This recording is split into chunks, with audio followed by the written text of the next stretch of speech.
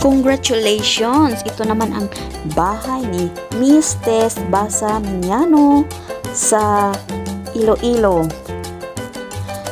20 years siyang nagtatrabaho dito sa Singapore. At saka ito ang kanyang katas ng pagiging OFW dito sa Singapore.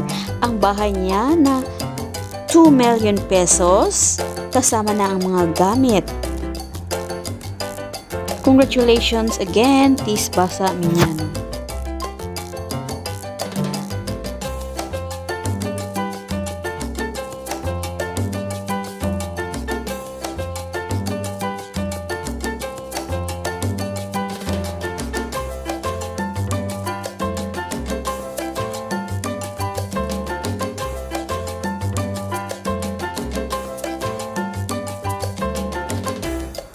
Maraming salamat sa iyong pag-share ng bahay dito sa ating katas ng OFW in Singapore.